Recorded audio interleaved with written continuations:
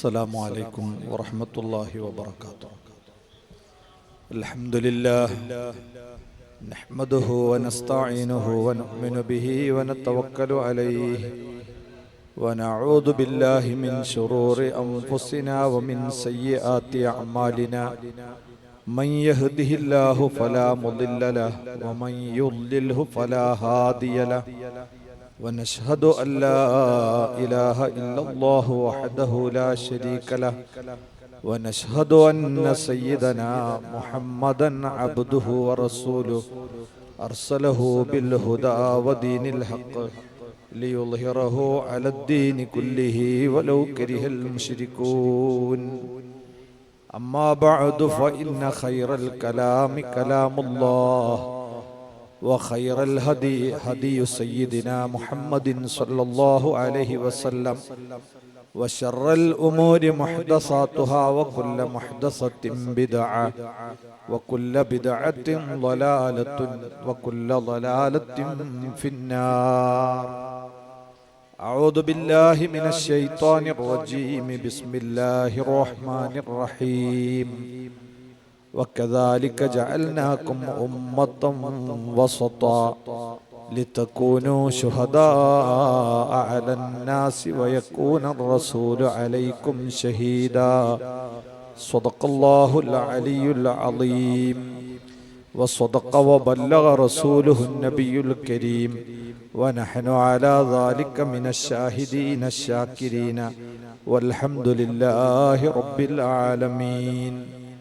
وقد قال سيدنا محمد صلى الله عليه وسلم من أحدث في أمرنا هذا ما ليس منه فهو رد. صدق رسول الله صلى الله عليه وسلم. محمد دينه حق ندين به محمد مجملا حقا على علمي مولاي صل وسلم دائما أبدا على حبيبك خير الخلق كلهم محمد ذكره روح لأنفسنا محمد شكره فرض على الأمم. يا ربي بالمصطفى بلغ مقاصدنا واغفر لنا ما مضى يا واسع الكرم. ബഹുമാനം നിറഞ്ഞ പണ്ഡിതന്മാരെ, ദർഗ കമ്മിറ്റി ഭാരവാഹികളെ, പ്രിയം നിറഞ്ഞ ഉമ്മമാരെ, സഹോദരി സഹോദരങ്ങളെ, നാട്ടുകാരെ, സുഹൃത്തുക്കളെ, മഹാനായ സയ്യിദ് മദനി തങ്ങളവറുകളുടെ ബറക്കത്തുകൊണ്ട് നമ്മുടെ മജ്ലിസ് അല്ലാഹു കബൂൽ ചെയ്യുമാറാകട്ടെ. അവന്റെ വിധിവിലക്കുകൾ മാനിച്ച് ജീവിക്കാനും അവസാനം ഈമാനോടെ മരിച്ച് ജന്നാത്തുൻ നഈമിൽ കുടുംബസമേതം ഒരുമിച്ച് കൂടാനും ഈ സദസ്സ് അല്ലാഹു ഒരു കാരണമാക്കി തരുമാറാകട്ടെ. ആചാരവും അനാചാരവും, ഇതിന് അറബിയിൽ സാധാരണ പറയുന്നത് അസുന്നത്തു വൽ ബിദ്അത്തു എന്നാണ്. അസുന്ന എന്ന് പറഞ്ഞാൽ സദാചാരം അല്ലെങ്കിൽ ആചാരം, അൽ ബിദ്അ എന്ന് പറഞ്ഞാൽ അനാചാരം. ആചാരവും അനാചാരവും രണ്ട് തരത്തിലുണ്ട്. ഒന്ന് മതപരമായ ഇബാദത്തുകളിൽ വരുന്ന ആചാരവും അനാചാരവും. രണ്ടാമത്തത് ആദിയായ അഥവാ നാട്ടുനടപ്പിൽ വരുന്ന അനാചാരവും ആചാരങ്ങളും ഉണ്ട്. ഇതൊരു വലിയ പ്രവിശാലമായ വിഷയമാണ്. എത്ര പറഞ്ഞാലും തീരാത്ത കാര്യമാണ്.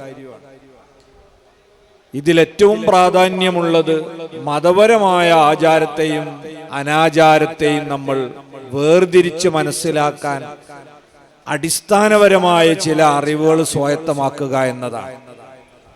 അത് നമുക്ക് മനസ്സിലാക്കി കഴിഞ്ഞാൽ സമൂഹത്തിൽ ഉടലെടുക്കുന്ന പുതിയ വാദങ്ങളെയും മതവിരുദ്ധമായ അനാചാരങ്ങളെയും വേർതിരിച്ചറിയാനും അതിൽ നിന്ന് വിട്ടുനിൽക്കാനും തീർച്ചയായും നമുക്ക് സാധിക്കും. അസുന്ന എന്ന് പറയുന്നത് പല അർത്ഥത്തിനും ഉപയോഗിക്കാറുണ്ട്. സുന്നത്ത് എന്നത് ഇപ്പൊ ഫർള് സുന്നത്ത് എന്ന് സാധാരണ ഉപയോഗം നിങ്ങൾക്കൊക്കെ അറിയാം. നിസ്കാരത്തിന്റെ ഫർളുകൾ, നിസ്കാരത്തിന്റെ സുന്നത്ത് നമ്മൾ പറയാറുണ്ട്. അവിടെ സുന്നത്ത് എന്ന് പറഞ്ഞാലുള്ള അർത്ഥം നമ്മൾ ചെയ്താൽ നമുക്ക് കൂലി കിട്ടും, ചെയ്തിട്ടില്ലെങ്കിൽ കുറ്റവും കിട്ടൂല എന്ന് അവിടുത്തെ സുന്നത്തിനർത്ഥം. ഇനി ഖുർആന് സുന്നത്ത് എന്നൊരു പ്രയോഗം നിങ്ങളൊക്കെ ശ്രദ്ധയിൽപ്പെട്ടിട്ടുണ്ടാവും. ഖുർആന് സുന്നത്ത് എന്നിങ്ങനെ പറയും. ആ പറയുന്നിടത്ത് സുന്നത്തിന് മറ്റൊരർത്ഥമാണ്. നബി സല്ലല്ലാഹു അലൈഹി വസല്ലം തങ്ങളുടെ വാക്കുകൾ, പ്രവർത്തനങ്ങൾ, അംഗീകാരം ഇതെല്ലാം ഉൾക്കൊള്ളുന്നതിനാണ് ഖുർആന് സുന്നത്ത് എന്ന് പറയുമ്പം സുന്നത്ത് എന്ന് പറയും. ഇപ്പൊ സ്വഹീഹുൽ ബുഖാരിയിലൊക്കെ ഉള്ള ഹദീസുകളെ ആ അർത്ഥത്തിലാണ് സുന്നത്ത് എന്ന് പറയുന്നത്. ഇനി മൂന്നാമത്തെ ഒരു ഉപയോഗം, അത് സുന്നത്ത് ബിദ്അത്ത് എന്ന് പറയുമ്പോഴുള്ള സുന്നത്താണ്. അവിടെ സുന്നത്തിന്റെ അർത്ഥം ഈ പറഞ്ഞ രണ്ടുമല്ല. അതെന്താ? മാ വാഫഖ ശർഅ, ശർഇനോട് യോജിച്ച കാര്യമെന്നാണ്. ഒന്നുകൂടെ പറഞ്ഞാൽ ചതുർ പ്രമാണങ്ങളുണ്ട് നമുക്ക്. 4 പ്രമാണങ്ങളാണ്. ഒന്ന് പരിശുദ്ധ ഖുർആൻ, മറ്റൊന്ന് പ്രവാചകരുടെ സുന്നത്ത്, വേറെ ഒന്ന് ഇജ്മാ, ഖിയാസ്. ഈ 4ൽ ഒരു പ്രമാണത്തിന് വിധേയമായ കാര്യമാണെങ്കിൽ അതിനാണ് ബിദ്അത്തിനെതിരെയുള്ള സുന്നത്ത് എന്ന് പറയുക. അഥവാ ആചാരം അല്ലെങ്കിൽ സദാചാരം എന്ന് പറയുന്നത് പ്രമാണ പിന്തുണയുള്ള കാര്യത്തിനാണ്. ഇത് മനസ്സിലായി കഴിഞ്ഞാൽ പിന്നെ ബിദ്അത്ത് എന്താണ് നമുക്ക് വേഗം മനസ്സിലായി. അതെന്താ? പ്രമാണങ്ങളുടെ പിൻബലമില്ലാത്തതിനെ ബിദ്അത്ത് എന്ന് പറയും. അപ്പൊ പ്രമാണത്തിന്റെ പിന്തുണയുള്ളത് സുന്നത്ത്, ആചാരമാണ്. പ്രമാണത്തിന്റെ പിന്തുണ ഇല്ലാത്തത് ബിദ്അത്ത്, അത് ദുരാചാരമാണ്, ഉപേക്ഷിക്കപ്പെടേണ്ടതാണ്. ഈ അടിസ്ഥാനം നമ്മൾ മനസ്സിലാക്കി കഴിഞ്ഞാൽ ഇനി ഞാനൊരു പറയുന്ന കാര്യം നിങ്ങൾ നന്നായി ശ്രദ്ധിക്കണം. പുണ്യകർമ്മങ്ങളാണല്ലോ നമ്മൾ ഈ സുന്നത്ത് എന്ന് പറഞ്ഞ പ്രമാണ വിധേയമായ കാര്യങ്ങളൊക്കെ. ആ പുണ്യകർമ്മങ്ങൾ 2 വിധത്തിലുണ്ട്. ഒന്ന്, പ്രത്യേകമായ രൂപവും രീതിയും അള്ളാഹുവും റസൂലും നിശ്ചയിച്ചു തന്ന പുണ്യകർമ്മങ്ങൾ എന്ന് പറഞ്ഞാൽ അതിന് നിബന്ധനകൾ ഉണ്ടാകും, ഫർളുകൾ ഉണ്ടാകും, ഷർത്തുകൾ ഉണ്ടാവും, ആദാബുകൾ ഉണ്ടാവും. ഇതൊക്കെ പ്രത്യേകമായ സമയവും രീതിയും രൂപവും ശറഅ് വെച്ചു തന്നിട്ടുള്ള പുണ്യകർമ്മങ്ങളാണ്. ഉദാഹരണം ഏതുപോലെ 5 നേരത്തെ നിസ്കാരം, അതെല്ലാവർക്കും അറിയാം. അത് അള്ളാഹു പ്രത്യേകമായ സമയം വെച്ച, നിബന്ധനകൾ വെച്ച, റക്അത്തുകൾ വെച്ച, രീതിയും രൂപമൊക്കെ നിശ്ചയിച്ച സംഗതിയാണല്ലോ. അതുപോലെ തന്നെയാണ് റമളാൻ മാസത്തിലെ നോമ്പ്, നമ്മുടെ ഹജ്ജ്, സക്കാത്ത്, ജുമുഅ നിസ്കാരം, ഇങ്ങനെ തുടങ്ങിയ കാര്യങ്ങളെല്ലാം ശറഇൽ പ്രത്യേക രീതിയും രൂപവും നിശ്ചയിച്ചു തന്ന ഇബാദത്താണ്. ഇതാണ് പ്രത്യേകമായ ഇബാദത്ത്. അതിന് ഇബാദത്തും മഖ്സൂസ എന്ന് വേണമെങ്കിൽ പറയാം. ഇനി ഇബാദത്തുകളുടെ കൂട്ടത്തിൽ രണ്ടാമത്തെ ഒരു ഐറ്റം ഉണ്ട്. അതേതാ? പ്രത്യേകമായ രീതിയും രൂപവും ശറഅ് നിശ്ചയിച്ചിട്ടില്ല, എന്നാൽ പൊതുവിൽ പ്രോത്സാഹിപ്പിക്കപ്പെട്ട കാര്യമാണ്. ഉദാഹരണത്തിന് നമ്മൾ ഈ വഅളിന്റെ സദസ്സ്, ഇൽമു പഠിപ്പിക്കൽ, ദീനിന്റെ പ്രബോധനം നടത്തൽ, ദിക്ർ ചൊല്ലൽ, ഇങ്ങനെ തുടങ്ങിയ കുറെ കാര്യങ്ങൾ ഇന്ന രൂപത്തിലേ ആകാവൂ എന്ന് നിഷ്കർഷിക്കാതെ മൊത്തത്തിൽ പ്രോത്സാഹനം തന്ന പുണ്യകർമ്മങ്ങളുണ്ട്. ഈ 2 തരമുണ്ടെങ്കിലും ഇതിൽ ആദ്യം പറഞ്ഞ അഥവാ പ്രത്യേക രീതിയും രൂപവും അള്ളാഹുവും റസൂലും നിശ്ചയിച്ചു തന്ന പുണ്യകർമ്മങ്ങളെ ഏതെങ്കിലും വിധത്തിൽ മാറ്റാനോ തിരുത്താനോ കൂട്ടാനോ കുറക്കാനോ നമുക്ക് അനുമതിയില്ല. ഉദാഹരണത്തിന് ഏതുപോലെ 5 നേരത്തെ നിസ്കാരം അതൊരു 6 നേരമാക്കാനോ അല്ലെങ്കിൽ 4 നേരമായിട്ട് കുറക്കാനോ നമുക്ക് പറ്റുമോ? അത് പറ്റൂല. അതേപോലെ സുബഹി നിസ്കാരം 2 റക്അത്താണ് അള്ളാഹു നിശ്ചയിച്ചത്. അപ്പൊ നമുക്കിങ്ങനെ തോന്നാണ്, സുബഹിക്കാണല്ലോ നമുക്ക് കുറച്ചുകൂടി എക്സസൈസ് ഒക്കെ ആവശ്യമുള്ളത്. ആൾക്കാരൊക്കെ ഇപ്പൊ സുബഹി നിസ്കരിച്ചാൽ ഇങ്ങനെ ഇറങ്ങി നടക്കുകയാണ്. അതൊരു 20 റക്അത്തായി കിട്ടിയാല് ആ നടത്തത്തിന് പകരം നിസ്കാരല്ലേ, നല്ല സംഗതിയല്ലേ എന്ന് പറഞ്ഞ് അത് 20 ആക്കാൻ പറ്റുമോ? അത് പറ്റൂല. അതേ സമയത്ത് ഈ തറാവീഹോ റമളാനിൽ നോമ്പ് നോറ്റ് ക്ഷീണിച്ച് നോമ്പ് തുറന്നതിന്റെ പുറമെ വീണ്ടും ക്ഷീണിച്ച് ഇശാവും കഴിഞ്ഞ് ഒന്ന് കിടക്കണമെന്ന് തോന്നുന്ന സമയത്ത് അതാകട്ടെ 20 റക്അത്ത്. അതൊരു 2 കിട്ടിയാൽ തിരക്കടില്ല എന്ന് നമുക്കൊക്കെ തോന്നുന്നുണ്ട്. സുബഹിന് ശേഷം കൂടിയാലും പ്രശ്നമില്ല എന്ന് തോന്നുന്നുണ്ടെങ്കിൽ നമ്മളെ ആഗ്രഹത്തിനനുസരിച്ച് അത് കൂട്ടാനോ കുറക്കാനോ മാറ്റാനോ തിരുത്താനോ പറ്റൂല. അതാണ് ആ ഇബാദത്തുകളുടെ പ്രത്യേകത. അതേപോലെ നിസ്കാരത്തിൽ നബിതങ്ങൾ പറഞ്ഞു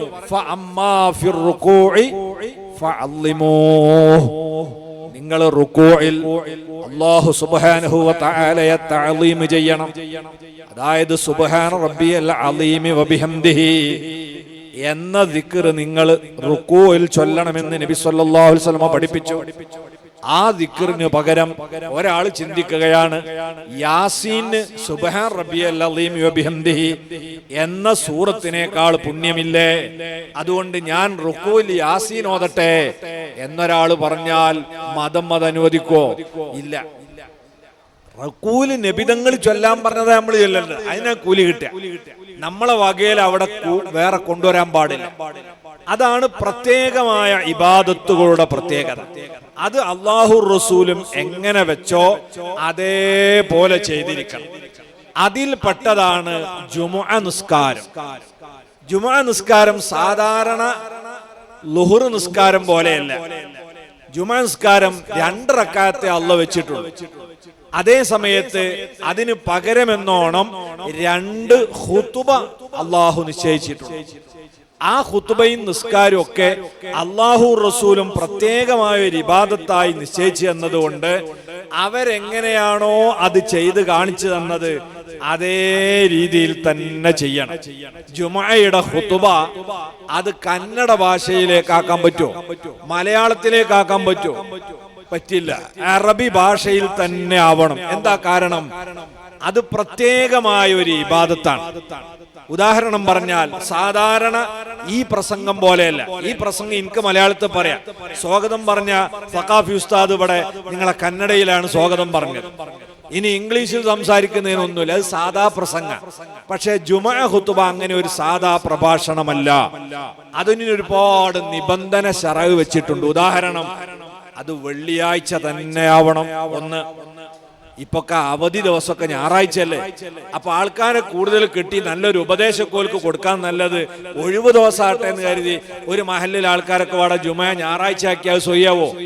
ഇല്ല, അത് വെള്ളിയാഴ്ച തന്നെ ആവണം. എന്നാലോ രാവിലെ വൈകുന്നേരമൊക്കെ ആണെങ്കിൽ ചൂട് കുറച്ച് കുറവുണ്ടാവും. അങ്ങനെ ആക്കാൻ പറ്റുമോ? ആൾക്കാർക്ക് ഒരു ഉപദേശം കിട്ടണതല്ലേ, അത് എല്ലാവരും പങ്കെടുക്കാൻ പറ്റിയ ഒരു സമയമായിക്കോട്ടെ, അത് പറ്റൂല്ല. അത് ളുഹറിന്റെ സമയത്ത് തന്നെ ആവണം. നട്ടുച്ച നേര ളുഹറിന്റെ സമയത്താവണം. ഇനി പല പള്ളിയിലും ആൾക്കാർ ജുമുഅക്ക് എത്തിപ്പെടുന്നത് ഖുതുബ ഒക്കെ കഴിഞ്ഞ് നിസ്കാരം തുടങ്ങാനാകുമ്പോഴേക്കാ. നമ്മൾ ആ ഖുതുബ നിസ്കാര ശേഷാക്കുക. ആൾക്കാർക്ക് സംഗതി മനസ്സിലാകില്ലേ വേണ്ടത്? അങ്ങനെ പറ്റുമോ? ഇല്ല, അത് നിസ്കാരത്തിന്റെ ശേഷം തന്നെ പാടുള്ളൂ. മാത്രമല്ല മുത്തനബി സല്ലല്ലാഹു അലൈഹി വസല്ലം പറഞ്ഞത് കാണാം, വിവരമുള്ള ഖതീബ് 2 റക്അത്ത് നിസ്കാരത്തെക്കാൾ ചുരുക്കി നിർവഹിക്കാൻ ശ്രമിക്കുന്ന ആളാണ് ഖുതുബ. അപ്പൊ ഒരു നെടുനീളൻ പ്രസംഗമല്ല ഖുതുബ, ചെറിയ പ്രസംഗാണ്. അതിനെ 2 ചെയ്യുകയും വേണം. ശറഅ് പ്രത്യേകമായ രീതിയും രൂപവും വെച്ചതാ. ഈ പ്രസംഗം നടത്തുന്ന സമയത്ത് എനിക്ക് ഒളുണ്ടാവൽ ഷർത്തില്ല. ഇതിനു വേണ്ടി ഔറത്ത് മറക്കലും നിർബന്ധമല്ല. ഔറത്ത് പൊതുവിൽ മറക്കൽ നിർബന്ധമേ ഉള്ളൂ. അതേപോലെ തന്നെ ഈ പ്രസംഗം നടത്തുന്ന പുരുഷൻ തന്നെ ആയിരിക്കണം.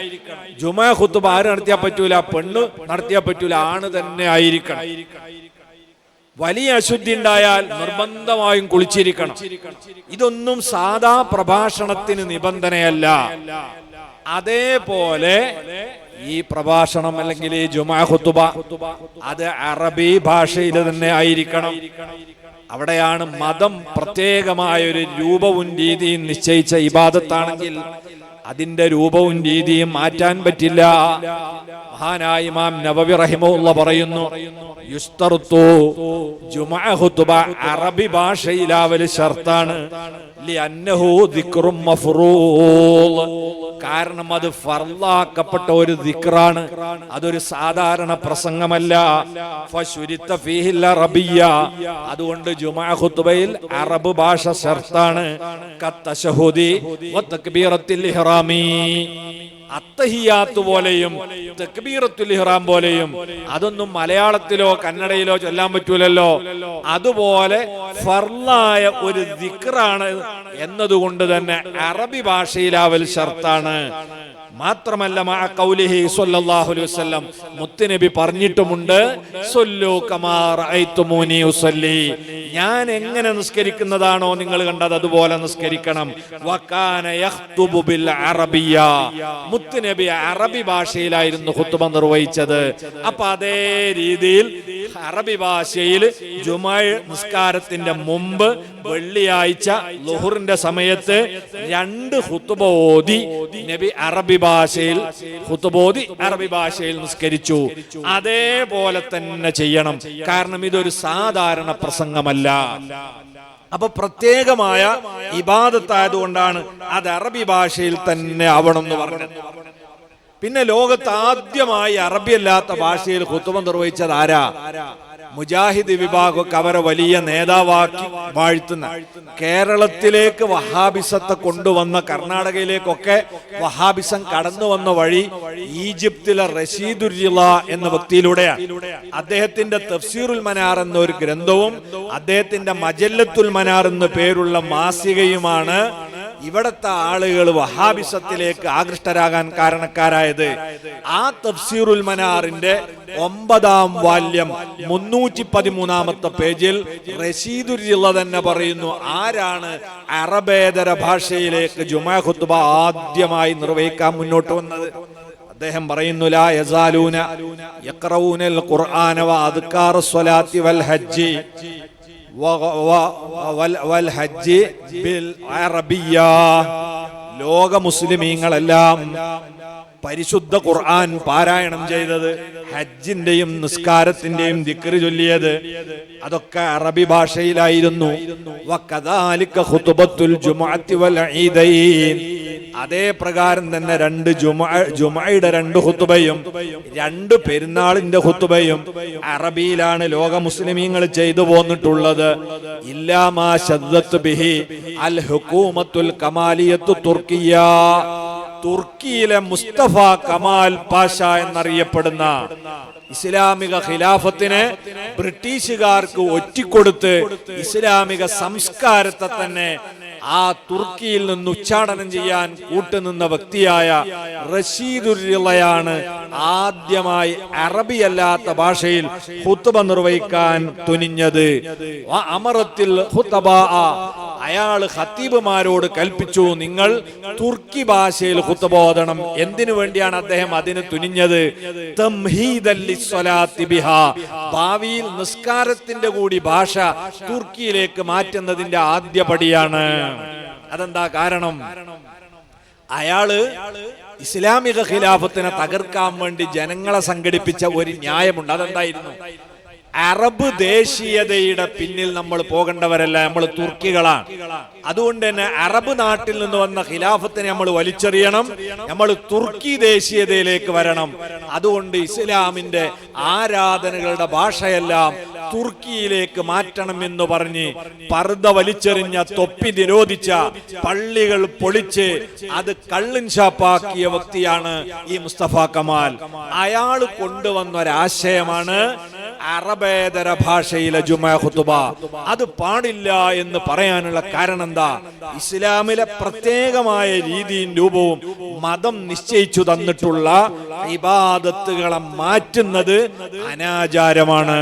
അതുകൊണ്ട് തന്നെ നമ്മളെ നാട്ടിലുള്ള പുത്തനാശയക്കാർ, അത് വഹാബികളാകട്ടെ മൗദൂദികളാകട്ടെ, അവരൊക്കെ ജുമുഅയുടെ ഖുത്ബ അറബേതര ഭാഷയിൽ നിർവഹിക്കുന്നത് അനാചാരമാണ്, മതവിരുദ്ധമാണ്. 1300 കൊല്ലക്കാലത്തെ മുസ്ലിമീങ്ങളുടെ ചരിത്രത്തിലില്ലാത്ത ഇസ്ലാമിന്റെ കഠിന വിരോധിയായ ഒരു വ്യക്തി തുടക്കം കുറിച്ച ഒരു ദുരാചാരമാണ്. ആ ദുരാചാരം നടക്കുന്ന പള്ളിയിൽ കയറി ജുമുഅയിൽ നമ്മൾ പങ്കെടുത്താൽ ആ ജുമുഅ ഒരിക്കലും അല്ലാഹു സ്വീകരിക്കൂല. ജുമുഅ എന്ന് പറയുന്നത് മുത്തനബി പറഞ്ഞത്, അൽ ജുമുഅതു ഇലൽ ജുമുഅ കഫാറത്തുൽ ലിമാ ബൈനഹുമാ, ഒരു ജുമുഅയുടെ ഇടയിലുള്ള 7 ദിവസത്തെ പാപങ്ങളെ സ്വഹീഹായ ഒരു ജുമുഅ കൊണ്ട് നമുക്ക് പുറത്തു കിട്ടും. മാത്രമല്ല അവിടുന്ന് പറഞ്ഞു 3 ദിവസത്തത് എക്സ്ട്രയും അള്ളാഹു തരും. അങ്ങനെ 10 ദിവസത്തെ പാപം പൊറുക്കുന്ന ഒരു ഇബാദത്താ ജുമുഅ ഖുതുബ.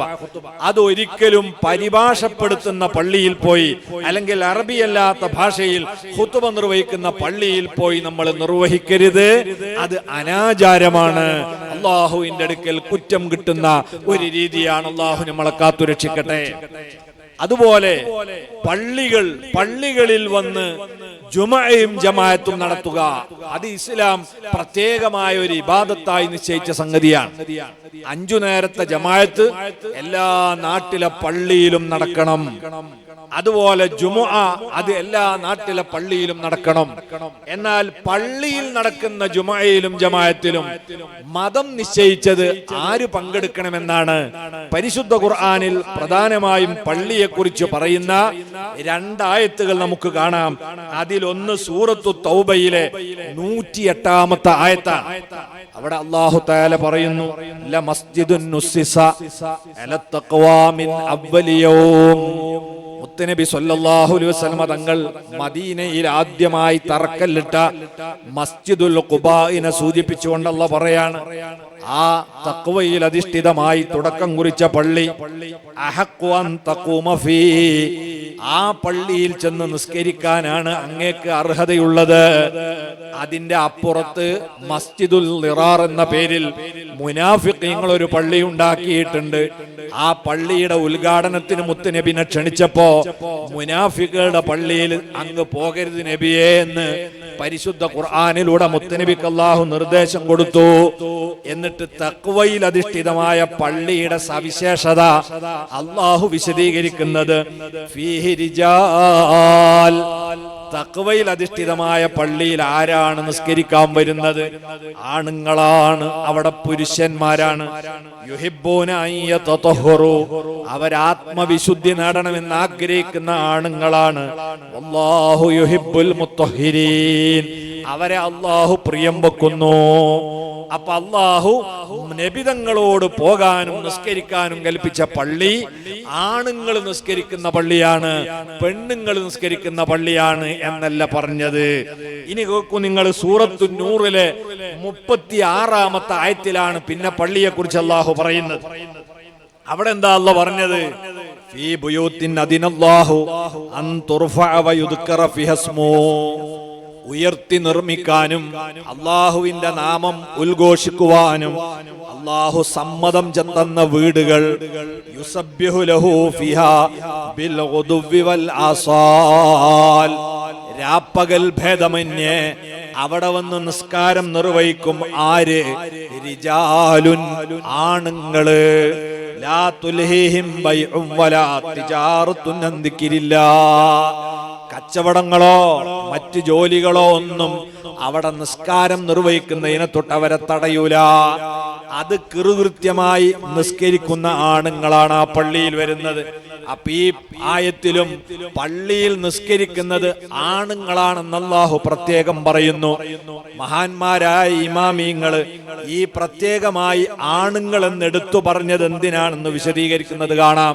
ഇമാം സ്വാവി തങ്ങൾ പറയുന്നു, ഖുസ്സൂ ബിദ്ദിക്രി, ഇവിടെ ആണുങ്ങളെ പ്രത്യേകം പരാമർശിച്ചത് ലിഅന്ന ശഅനഹും ഹുളൂരിൽ മസാജിദി ലിൽ ജുമുഅത്തി വൽ ജമാഅ, ജുമുഅക്കും ജമാഅത്തിനും പള്ളിയിൽ വരിക എന്നത് ആണുങ്ങളുടെ പ്രത്യേകത ആയതുകൊണ്ടാണ്.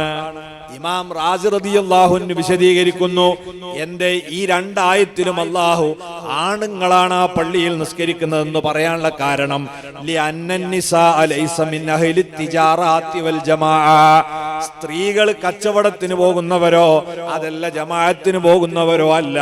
അതുകൊണ്ടാണ് ആണുങ്ങളെ മാത്രം ഇവിടെ പ്രത്യേകം പറഞ്ഞത്.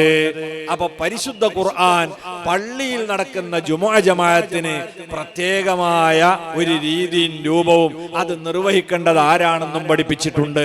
അത് ആണുങ്ങളാണെന്ന് ഖുർആൻ പറയുന്നു. ഇനി നോക്കൂ നിങ്ങൾ, മുത്തനബി പറഞ്ഞത് കാണാം. മഹാനായ അബൂ ഖതാദ റളിയല്ലാഹു അൻഹു പറയാൻ, മുത്തനബി സല്ലല്ലാഹു അലൈഹി വസല്ലമ പറഞ്ഞു, ലൈസ ലൈസ അലൻ നിസാഇ ഗസ്വ, സ്ത്രീകൾ അവര് യുദ്ധത്തിന് പോകേണ്ടതില്ല. വലാ ജുമുഅ, അവര് ജുമുഅക്കും പങ്കെടുക്കേണ്ടവരല്ല. വലാ തശയ്യുഉ ജനാസ, മയ്യത്ത് കൊണ്ടുപോകുമ്പോൾ കൂടെ പോകേണ്ടവരുമല്ല. നോക്കൂ നിങ്ങൾ, സ്ത്രീകൾ യുദ്ധത്തിൽ പങ്കെടുക്കുന്ന ആളുകളെ സഹായിക്കാം, അങ്ങനെ നബി തങ്ങളുടെ കാലത്ത് പോകാറുണ്ട്. അതേപോലെ തന്നെ ജുമുഅക്ക് അവര് പോകണ്ട, മയ്യത്തിന്റെ കൂടെ പോകണ്ട. ഇതാണ് റസൂലുള്ളാഹി സ്വല്ലല്ലാഹു അലൈഹി വസല്ലം പെണ്ണുങ്ങൾക്ക് കൊടുത്തിട്ട അളവ്. ഇനി നോക്കൂ, മുത്തുനബി വീണ്ടും പറയുന്നു, മൻ കാന യുഅ്മിനു ബില്ലാഹി വൽ യൗമിൽ ആഖിർ, ആര് അല്ലാഹുവിലും അന്ത്യദിനത്തിലും വിശ്വസിക്കുന്നുണ്ടോ, ഫഅലൈഹിൽ ജുമുഅ, അവന് ജുമുഅ നിർബന്ധമാണ്. ഇത് പറഞ്ഞ ഉടനെ പറയുന്നു, ഇല്ലംറഅ, സ്ത്രീകൾക്ക് ജുമുഅ നിർബന്ധമില്ല. ഔ മുസാഫിരിൻ, യാത്രക്കാരന് നിർബന്ധമില്ല. ഔ അബ്ദിൻ ഔ മരീളിൻ, അടിമകൾക്കോ അതുപോലെ രോഗികൾക്കോ നിർബന്ധമില്ല. അപ്പൊ സ്ത്രീകളെ ജുമുഅയിൽ നിന്നും ജമാഅത്തിൽ നിന്നും മുത്തുനബി ഒഴിവാക്കുന്നു. എന്നിട്ടതാ ഉമ്മു സലമാ ബീവി റളിയല്ലാഹു അൻഹ പറയാ, മുത്തുനബിയുടെ പ്രിയപ്പെട്ട ഭാര്യ നമ്മളെ ഉമ്മയാണ്. ആ ബീവി മുത്തുനബി പറഞ്ഞതായി പറയുന്നു, ഖൈറു സ്വലാത്തിൻ നിസാഇ ഫീ ഖഅരി ബുയൂതിഹിന്ന, സ്ത്രീകളുടെ നിസ്കാരത്തിന് ഏറ്റവും ഉത്തമമായ സ്ഥലം അവരെ വീട്ടിന്റെ ഉള്ളറയിലാകുന്നു. ഇമാം അഹ്മദ് ബിൻ ഹംബൽ റളിയല്ലാഹു അൻഹു ഈ ഹദീസ് റിപ്പോർട്ട് ചെയ്യുകയാണ്. അബൂ ഹുറൈറ റളിയല്ലാഹു അൻഹു പറയുന്നു, പുന്നാര നബി തങ്ങൾ പറഞ്ഞു, ഇന്ന അഹബ്ബ സ്വലാത്തിൻ തുസല്ലിഹൽ മർആ, ഒരു പെണ്ണ് നിർവഹിക്കുന്ന നിസ്കാരത്തിൽ അല്ലാഹുവിന് ഏറ്റവും ഇഷ്ടപ്പെട്ട നിസ്കാരം ഏതാണ്? അൻ തുസല്ലിയ ഫീ അശദ്ദി മക്കാനിൻ ഫീ ബൈതിഹാ ളുൽമാ, അവളെ വീട്ടിൽ ഏറ്റവും ഇരുട്ടുള്ള മുറിയിൽ വെച്ച് നിസ്കരിക്കുന്ന നിസ്കാരമാണ് അല്ലാഹുവിന് ഏറ്റവും പ്രിയപ്പെട്ട നിസ്കാരം. പ്രിയപ്പെട്ട സഹോദരിമാരെ, ഉമ്മമാരെ, അല്ലാഹുവും അവന്റെ റസൂലും എത്ര കൃത്യമായാണ് നമ്മളെ പഠിപ്പിക്കുന്നത്. ഇതെന്തുകൊണ്ടാണ്? സ്ത്രീകളെ അല്ലാഹു റസൂലും അവഗണിച്ചതാണോ? ഒരിക്കലുമല്ല, പരിഗണിച്ചതാണ്. ഒരു ദിവസവും 5 നേരം വന്ന് പള്ളിയിൽ ജമാഅത്തിലും വെള്ളിയാഴ്ച മുഴുവനും വന്ന് ജുമുഅക്കും പങ്കെടുക്കുക എന്നുള്ളത് എളുപ്പമുള്ള സംഗതിയല്ല. ആണുങ്ങൾക്ക് തന്നെ നിർവഹിക്കാൻ ഇത് കഠിനമായ ബുദ്ധിമുട്ടുണ്ട്. സഹോദരിമാരെ അവസ്ഥ അവർക്കറിയാലോ. അവര് ഗർഭം ചുമക്കേണ്ടവരാണ്. അത് പുരുഷന്മാർക്ക് ഏറ്റെടുക്കാൻ പറ്റൂല. അത് 1-2 ദിവസമോ മാസോ അല്ല, 10 മാസം ഗർഭം ചുമക്കണം. അത് കഴിഞ്ഞ് വേദന സഹിച്ച് പ്രസവിക്കണം. അത് കഴിഞ്ഞ് 2 വർഷക്കാലം ഉമ്മമാര് കുട്ടികൾക്ക് മുലയൂട്ടണം. അത് കഴിഞ്ഞാലും ഈ കുട്ടികളെ ശ്രദ്ധിച്ച് പരിപാലിച്ച് അവർക്ക് ഭക്ഷണം ഉണ്ടാക്കി കൊടുത്ത് അവർ വലുതായാൽ അവരെ മദ്രസയിലും സ്കൂളിലും പറഞ്ഞയച്ച് അവർ തിരിച്ചെത്തുമ്പോഴേക്ക് ആഹാരം ഉണ്ടാക്കി കൊടുത്ത് ഈ കുടുംബത്തിന് വേണ്ടി അധ്വാനിക്കാൻ പോകുന്ന ഭർത്താവിന് ഭക്ഷണം ഉണ്ടാക്കി താമസിക്കുന്ന വീടും പരിസരവും വൃത്തിയാക്കി വലിയ ജോലി അവരേറ്റെടുത്ത് നിർവഹിച്ചു കൊണ്ടിരിക്കുകയാണ്. ഇതിന്റെ ഇടയിൽ പള്ളിയിൽ നിന്ന് ഹയ്യാലസ്വലാ എന്ന് കേൾക്കുമ്പോൾ ഒരു ദിവസം 5 നേരം മാറ്റിയൊരുങ്ങി ഒരു പെണ്ണ് പള്ളിയിലേക്ക് പോകണമെന്ന് പറഞ്ഞാൽ അത് സ്വാതന്ത്ര്യമാണോ അല്ല പാരതന്ത്ര്യമാണോ? സ്ത്രീകളെ സംബന്ധിച്ച് അത് താങ്ങാൻ കഴിയാത്ത ബുദ്ധിമുട്ടാണ്. അതുകൊണ്ട് അവരോടുള്ള പരിഗണനയുടെയും സ്നേഹത്തിന്റെയും ഭാഗമായാണ് അവര് ജുമുഅക്കും ജമാഅത്തിനും വരേണ്ടതില്ല എന്ന് അല്ലാഹു റസൂലും കൽപ്പിച്ചിട്ടുള്ളത്. അതുകൊണ്ട് തന്നെ സഹോദരിമാർക്ക് ആ രീതിയിൽ പള്ളിയിൽ വന്ന് ജുമുഅക്കും ജമാഅത്തിനും വരണം എന്നൊരാള് പറഞ്ഞാൽ അത് അല്ലാഹു റസൂലും പഠിപ്പിച്ച പുണ്യകർമ്മത്തെ മാറ്റലാണ്, തിരുത്തലാണ്. അത് അനാചാരം. സ്ത്രീകൾക്ക് നിസ്കരിക്കാൻ ഏറ്റവും ഉത്തമം അവളുടെ വീടാണ് എന്ന് ഗണ്ണിതമായി മുത്തനബി പറഞ്ഞിരിക്കെ അല്ല പള്ളിയാണ് എന്നൊരാൾ പറഞ്ഞാൽ ആ വാദമാണ് ബിദ്അത്ത്, അത് അനാചാരമാണ്. അങ്ങനെ അവര് പോയാൽ ആ ജമാഅത്തിന് അവർക്ക് കൂലി കിട്ടൂല, ആ ജുമുഅക്ക് അവർക്ക് പ്രതിഫലം കിട്ടൂല. അപ്പൊ അങ്ങനെയാണ് അനാചാരം എന്ന് പറയുന്നത്. മതം പ്രത്യേകമായ രീതിയിൽ നിശ്ചയിച്ച ഒരു ഇബാദത്തിനെ അതിനെ മാറ്റാനോ തിരുത്താനോ വേറെ ഏതെങ്കിലും രൂപത്തിലേക്ക് അട്ടിമറിക്കാനോ നമുക്ക് പാടില്ല. ഇതേപോലെ തന്നെയാണ് സക്കാത്ത്. അതൊരു പ്രത്യേകമായ ഇബാദത്താണ്. അതിന് മതം ഒരു രൂപവും രീതിയും വെച്ചിട്ടുണ്ട്. എല്ലാ സമ്പത്തിനും സക്കാത്ത് ഇല്ലല്ലോ. നിങ്ങൾ നോക്കൂ, സ്വർണത്തിന് സക്കാത്തുണ്ട്. അതിനിപ്പോ 70,000 ചില്ലാൻ ഉറുപ്പിയാണ് ഒരു പവന്. എന്നാൽ അതിനേക്കാളും വിലപിടിപ്പുള്ള വേറെ പവിഴങ്ങളുണ്ട്, മുത്തുകളുണ്ട്, ഗോമേതങ്ങള്, മാണിക്കക്കല്ല് പോലുള്ള സാധനമൊക്കെ ഉണ്ട്. അതിനൊന്നും സക്കാത്തില്ലല്ലോ. അപ്പൊ സക്കാത്ത് എന്നത് പ്രത്യേകമായ ചില ധനത്തിന് മാത്രമാണ്. അതിന് നിശ്ചിതമായ ഒരളവ് അവര് കൈവശപ്പെടുത്തുകയും ഒരു കൊല്ലം അത് സ്റ്റോക്ക് ചെയ്യുകയും ചെയ്താലാണ്. അതിന്റെ 2.5% അവര് അള്ളാഹു നിശ്ചയിച്ച 8 വിഭാഗം ആളുകൾക്ക് കൊടുക്കണം. ഇതാണല്ലോ സക്കാത്ത്. അപ്പൊ അതിന് പ്രത്യേകമായ രൂപമുണ്ട്. ഇന്ന സമ്പത്തിനെ സക്കാത്ത് കൊടുക്കേണ്ടതുള്ളൂ, ഇത്ര അളവുണ്ടായാലേ കൊടുക്കേണ്ടതുള്ളൂ, ഇത്ര കാലം നിങ്ങളെ കൈവശത്തിൽ കിടന്നാലേ കൊടുക്കേണ്ടതുള്ളൂ. അതോടൊപ്പം തന്നെ അള്ളാഹ് നിശ്ചയിച്ചു തന്ന 8 കൂട്ടർക്ക് മാത്രമേ കൊടുക്കാൻ പാടുള്ളൂ. ഇങ്ങനെ മതം പ്രത്യേക രൂപവും രീതിയും നിശ്ചയിച്ചു. വിതരണത്തിന്റെ ആടെ അള്ളാഹ് തീർത്തു പറഞ്ഞതാ, ഇന്നമ സ്വദഖാത്തു ലിൽ ഫുഖറാഇ വൽ മസാകിനി വൽ ആമിലീന അലൈഹാ വൽ മുഅല്ലഫത്തി ഖുലൂബുഹും വഫിർ റിഖാബി വഫീ സബീലില്ലാഹി വബിനിസ് സബീൽ വൽ ഗാരിമീന വഫീ സബീലില്ലാഹി വബിനിസ് സബീൽ. 8 വിഭാഗം ആളുകൾക്ക് മാത്രം അർഹതപ്പെട്ടതാണ് സക്കാത്ത്. അതിലൊന്ന് ഫുഖറാ, പരമദരിദ്രരാ. 2 മിസ്കീന്മാരാണ്, അത്ര ദാരിദ്ര്യമില്ലെങ്കിലും ഒത്തൊപ്പിച്ച് പോകാൻ കഴിയുന്നില്ല.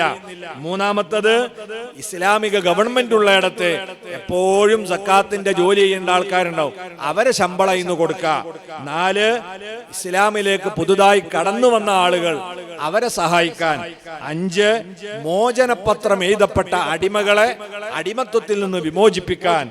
6 കടം കൊണ്ട് കുടുങ്ങിയ ആള്. 7 അള്ളാഹുവിന്റെ മാർഗത്തിൽ ശമ്പളം വാങ്ങാതെ ഇസ്ലാമിക ഗവൺമെന്റിന്റെ കീഴിൽ ധർമ്മസമര പോരാളികളായി സേവനം ചെയ്യുന്ന ആളുകൾ. 8 വഴിയാത്രക്കാരായ ആളുകൾ. യാത്രാമധ്യേ അവരെ സമ്പത്ത് കൊള്ളടിക്കപ്പെട്ടു പോകുകയോ നഷ്ടപ്പെട്ടു പോകുകയോ ചെയ്താൽ അവർക്ക് നാട്ടിലെത്താനുള്ള സഹായം. ഈ 8 വിഭാഗം ആളുകൾക്ക് മാത്രമേ സക്കാത്ത് കൊടുക്കാൻ പാടുള്ളൂ എന്ന് അള്ളാഹു ഖുർആനിൽ തീർത്തു പറയാൻ. അവിടെ തന്നെ സക്കാത്തിനെ 2ആയി മതം വിഭജിച്ചത് കാണാം. ഒന്ന് പ്രത്യക്ഷമായ ധനത്തിന്റെ സക്കാത്ത്, അത് കൊടുക്കേണ്ടതാരാ? ഇസ്ലാമിക ഗവൺമെന്റ് ഉണ്ടെങ്കിൽ അവരാണ് കൊടുക്കേണ്ടത്. ഏതാണ് ഈ പ്രത്യക്ഷമായ സക്കാത്ത് എന്ന് പറഞ്ഞാൽ? അത് ഇമാം നബവി റളിയല്ലാഹു പഠിപ്പിച്ചത് കാണാം. സ്വർണം, വെള്ളി, അതുപോലെ തന്നെ കച്ചവട മുതല്, അതേ രീതിയിൽ ഫിത്ർ സക്കാത്ത്. ഇതാണ് പ്രത്യക്ഷമായ പരോക്ഷമായ മുതൽ എന്ന് പറഞ്ഞാൽ അത് ഒരാളെ കയ്യിൽ എത്ര ഉണ്ടെന്ന് ആർക്കും അറിയില്ല. എന്റെ കയ്യിൽ എത്ര സ്വർണ്ണുണ്ട്, എത്ര പണമുണ്ട്, എത്ര വെള്ളിയുണ്ട് എന്ന് നിങ്ങൾക്കാർക്കും അറിയില്ല, നിങ്ങൾക്കും എനിക്കും അറിയില്ല. അത് സ്വകാര്യമായതാണ്. അത് ആണ് ഒന്ന്. 2 പരസ്യമായ മുതലാണ്. പരസ്യമായ മുതൽ എന്ന് പറഞ്ഞാൽ ഒന്ന് കാർഷിക വിളകളാണ്. അത് പാടത്തണ്ട എല്ലാവർക്കും കാണാം, അല്ലെങ്കിൽ പറമ്പില് ഈന്തപ്പനത്തോട്ടം, അതുപോലെ കാരക്കത്തോട്ടം, അതെല്ലാവർക്കും കാണാൻ പറ്റും. പിന്നെ കന്നുകാലികളാണ്. മറ്റൊന്ന് സ്വർണ്ണവും വെള്ളിയൊക്കെ കുഴിച്ചെടുക്കുന്ന ഖനികൾ ഉണ്ടെങ്കിൽ അതാ. ഇതൊക്കെ പരസ്യമായിട്ടുള്ള സംഗതിയാണ്. ഇസ്ലാമിക ഗവൺമെന്റ് ഉണ്ടെങ്കിൽ ഇമാമിങ്ങൾ പറയുന്നു, ഈ പരസ്യമായ മുതലിന്റെ സക്കാത്ത് അത് ഗവൺമെന്റിന് വാങ്ങി വിതരണം ചെയ്യാം. അവര് ചോദിച്ചാൽ കൊടുക്കൽ നിർബന്ധം. കന്നുകാലിന്റെ സക്കാത്ത്, അതുപോലെ തന്നെ കാർഷിക വിളകളുടെ സക്കാത്തുമാണ് നമ്മൾ സാധാരണ ഉണ്ടാകുക. അത് അവർക്ക് കൊടുക്കണം. അതേ സമയത്ത് ഗവൺമെന്റ് ഇല്ലെങ്കിലോ അവിടെ ദായകർ തന്നെ നേരിട്ട് കൊടുക്കണം. ഇനി ഗവൺമെന്റ് ഉണ്ടെങ്കിൽ തന്നെ പരോക്ഷമായ ധനത്തിന്റെ സക്കാത്ത്, വെള്ളി, സ്വർണം, വെള്ളിയുടെ സ്ഥാനത്താണ് നോട്ട് വരിക. അതേപോലെ തന്നെ കച്ചവട മുതൽ ഫിത്ർ സക്കാത്ത്. ഈ 5 സക്കാത്തും ഗവൺമെന്റ് ഉണ്ടെങ്കിൽ തന്നെ ആരാ കൊടുക്കേണ്ടത്? ആ ദായകനാണ്. ആർക്കാണോ നിർബന്ധം അയാൾ നേരിട്ട് കൊടുക്കേണ്ടതാണ്. അതിന്റെ ഉടമകളാണ് അത് വീട്ടാൻ അർഹരായിട്ടുള്ളവർ.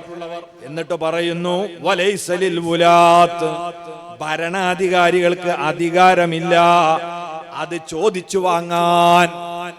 അവിടെ ഇമാം കല്ലൂബി എഴുതിയത് കാണാം, യഹ്റുമു അലൈഹ, ഭരണാധികാരികൾക്ക് ഈ സക്കാത്ത് ചോദിച്ചു വാങ്ങൽ ഹറാമാ.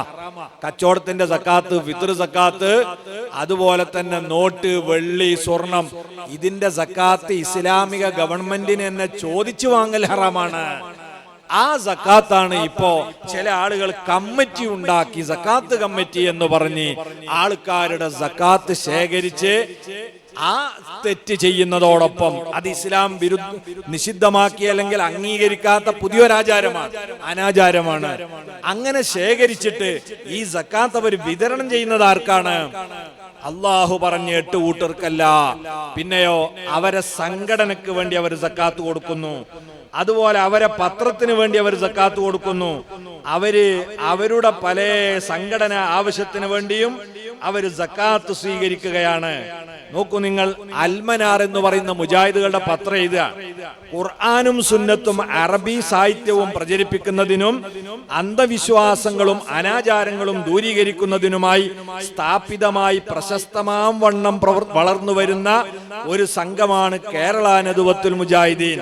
അതിനാൽ സക്കാത്തിന്റെ ഫണ്ടിൽ മുജാഹിദുകൾക്കുള്ള വിഹിതവും മറ്റു സംഭാവനകളും നൽകി ഈ പരിപാവനമായ മാസത്തിൽ സംഘത്തെ സഹായിക്കണമേ എന്ന് എല്ലാ സഹോദരന്മാരോടും പ്രത്യേകം അപേക്ഷിക്കുന്നു. അൽമനാർ 1953 പുസ്തകം 4 ലക്കം 3 പേജ് 2. അപ്പൊ ഇവരുടെ മാസിക നടത്താൻ എന്ത് വേണമെന്നാ പറയണത്? സക്കാത്ത്. അള്ള പറഞ്ഞ 8 കൂട്ടരിൽ ഈ മാസിക ഉണ്ടോ? ഇല്ല. ഇവരതിലേക്ക് അനാചാരം കടത്തിക്കൂട്ടുകയാണ്. എന്നാൽ ഉമർ മൗലവി എന്ന് പറഞ്ഞൊരു മൗലവി ഉണ്ടായിരുന്നു. അയാൾക്ക് ഒരു വാറോലുണ്ട്, സെൽസബീൽ എന്നാണ് അതിന്റെ പേര്. അയാൾ അതിനെപ്പറ്റി പറയാണ്, പുണ്യമാസങ്ങളിൽ നിങ്ങളുടെ ദാനധർമ്മങ്ങളിൽ ഒരംശം സെൽസബീലിന് നൽകുക. ഫക്കീർ, മിസ്കീന്, ഗാരിമീന്, ഫീസബീലില്ലാഹി എന്നീ നിലക്കെല്ലാം സെൽസബീലിന് സക്കാത്തിന് അവകാശമുണ്ട്. 8 കൂട്ടരിൽ 4 ആർക്ക് അവകാശം? സെൽസബീലിന്. സംഭാവന ചോദിച്ച് നിങ്ങൾ അടുക്കൽ വന്ന് ബുദ്ധിമുട്ടിക്കാൻ വിചാരിക്കുന്നില്ല. സന്മനസ്സുള്ളവർ മണി ഓർഡർ അയക്കുക. നമ്മളെ സക്കാത്ത് മണി ഓർഡർ ആയിട്ട് ഉമർ മൗലിക്കാട്ട് അയച്ചു കൊടുക്കാനാ പറയണം.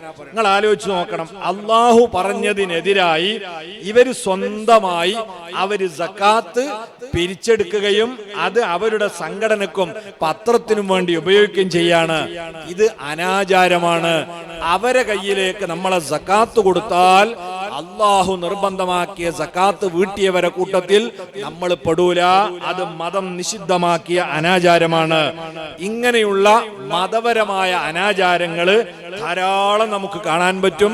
അപ്പൊ അള്ളാഹുവും റസൂലും പ്രത്യേക രീതിയും രൂപവും വെച്ചതിനെ മാറ്റിയിട്ട് നമ്മൾ പുതിയ രൂപവും രീതിയും ഉണ്ടാക്കുക. അതാണ് മതവിരുദ്ധമായ ഒരനാചാരം എന്ന് പറഞ്ഞത്.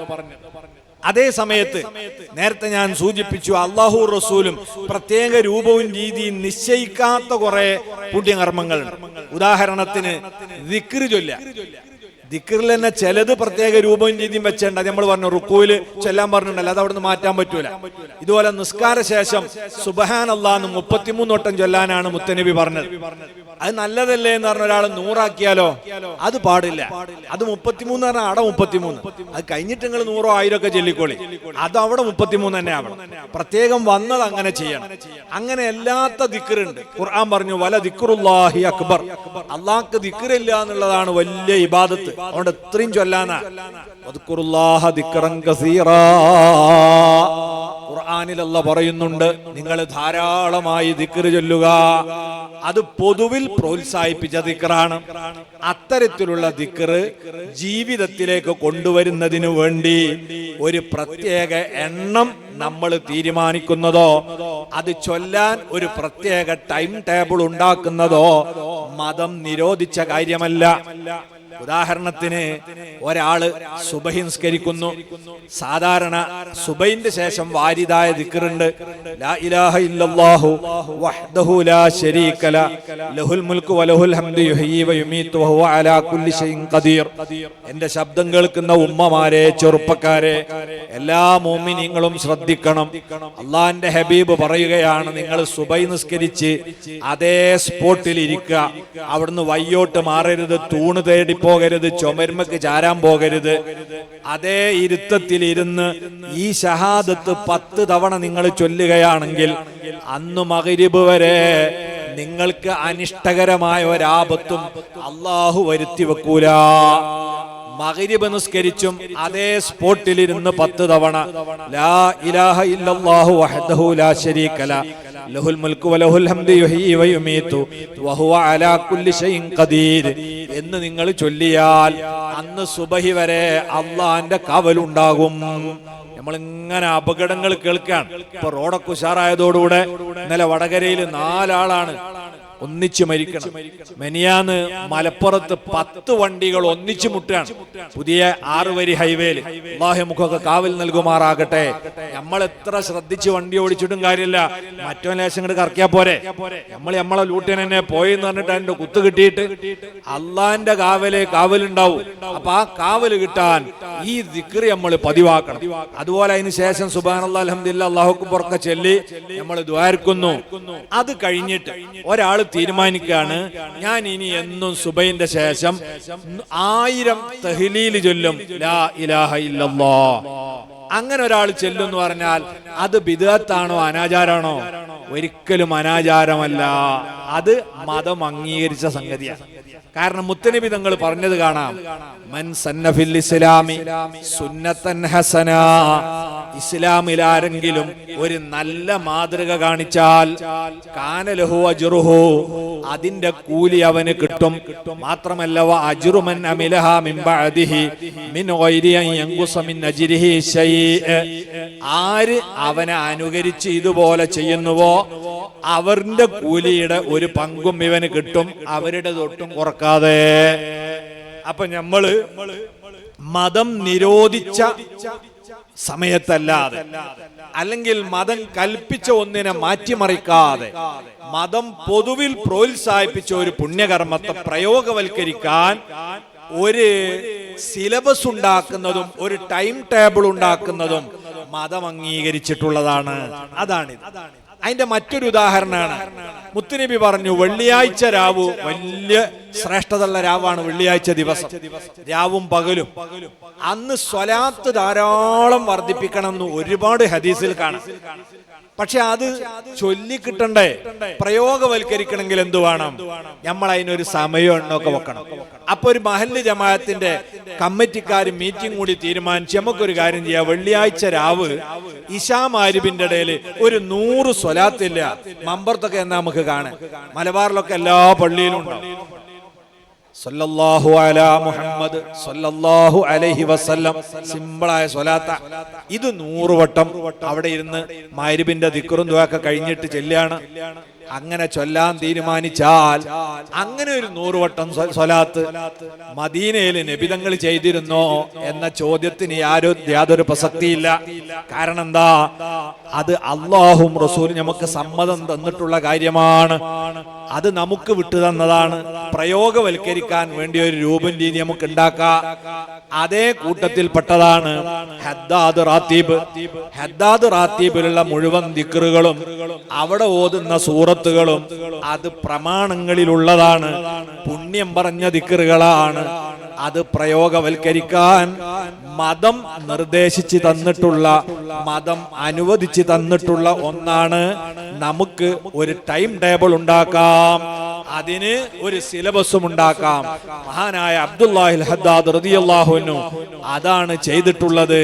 മഹാനവറുകൾ അതിനൊരെണ്ണം നിശ്ചയിച്ചു തന്നു. ഇശാ ജമാഅത്ത് കഴിഞ്ഞിട്ട് അത് ചൊല്ലാൻ വേണ്ടി നിർദ്ദേശിച്ചു തന്നു.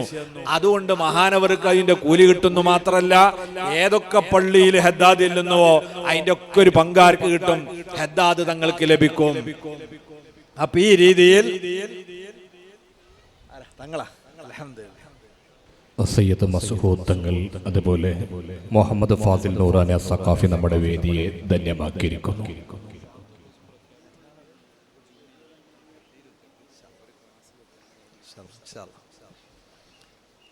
അപ്പോ ഹദ്ദാദ് തങ്ങൾ ആ ഒരു രൂപവും രീതിയൊക്കെ നിശ്ചയിച്ചു തന്നു. അത് മതം അംഗീകരിച്ചതാണ്. അത് അങ്ങനെ തന്നെ നബി തങ്ങൾ ചെയ്തോളാം എന്നില്ല.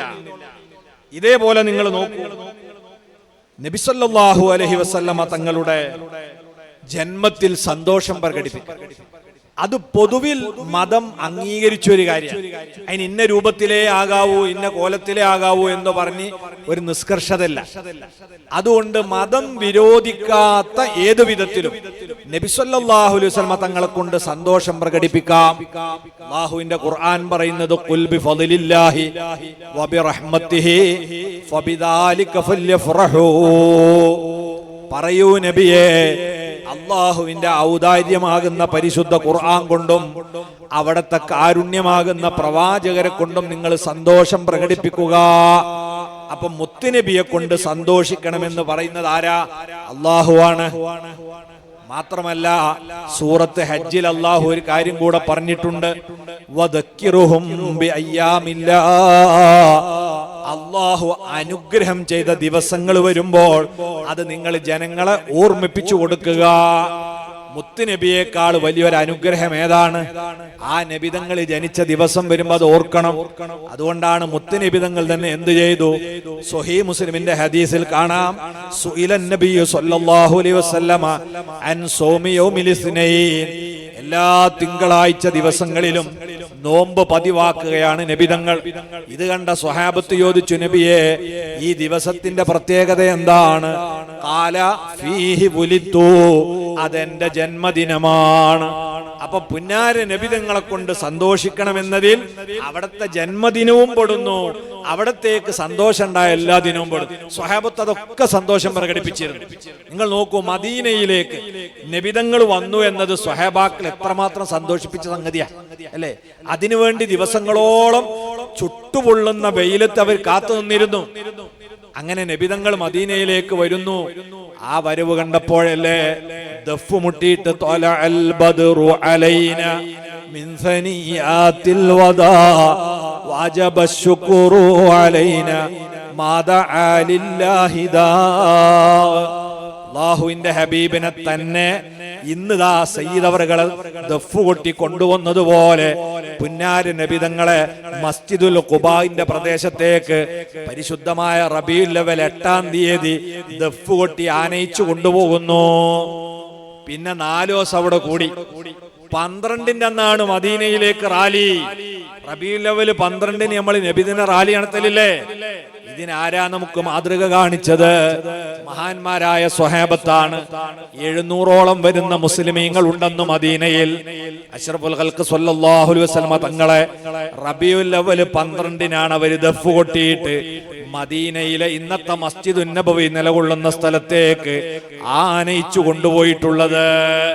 അത് മുത്തുനബിയുടെ പേരിൽ സന്തോഷം പ്രകടിപ്പിച്ചതാണ്. അതിന് മതം അംഗീകരിച്ച സംഗതിയാണ്, അതിന് പ്രകടനം.